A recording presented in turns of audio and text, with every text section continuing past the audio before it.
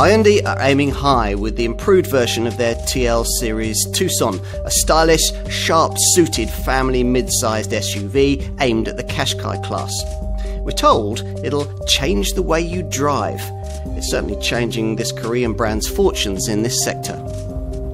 Quite a lot of work's gone into improving the engineering of this improved TL Series Tucson model, and some of that's paid off immediately. Into that category falls the new SmartStream Series 1.6-litre CRDI diesel power plant, and that's quieter and more flexible than the rumbly 1.7-litre unit it replaces. It's the engine that we'd recommend for this car, and it's offered in 115 and 136 PS guises, and in the perkier form it's available with 7-speed automatic transmission if you require that.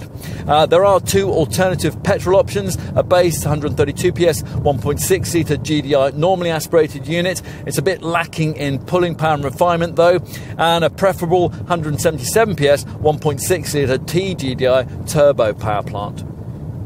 Today though, we're not sampling any of the engines just mentioned. Instead, we're trying the 2-litre CRDI mild hybrid diesel model, which is the only one in the range that uses all-wheel drive. Now, this variant features a lightly electrified 48-volt EcoDynamics Plus powertrain to try to silence the diesel doubters. Here, a mild hybrid starter generator, or MHSG unit, is linked up to a compact little 48-volt lithium-ion battery. This can store energy that's generated when decelerating, under braking, or when coasting, and then deploy it to give a 16 PS boost to the 185 PS combustion unit when it's needed, and that reduces the load on the engine and improves economy. Hyundai quotes figures over 49.6 mpg on the combined cycle and 151 grams per kilometre of CO2. The battery and the MHSG unit also support a moving stop and start function, which automatically turn off the engine during in-gear deceleration and braking. And the whole thing is mated to a super smooth 8-speed automatic gearbox, which was specially developed for this variant. More than anything else, it's probably the design of this Tucson that'll do most to interest SUV buyers in the mid-size segment. The styling's been clearly inspired by the brand's larger and very good-looking Santa Fe SUV, and with flowing surfaces, bold proportions and sharp lines, it delivers one of the more attractive cars in this class. Time to look inside.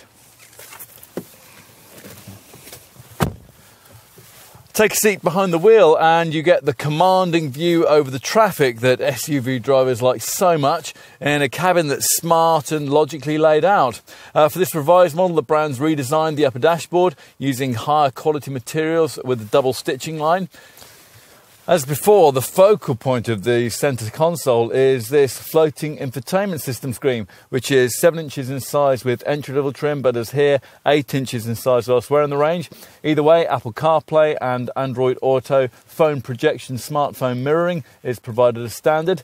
It's a touchscreen monitor with the usual DAB audio, Bluetooth and informational functions. Plus, it features voice control and physical shortcut buttons that make it easy to quickly change between the various functions.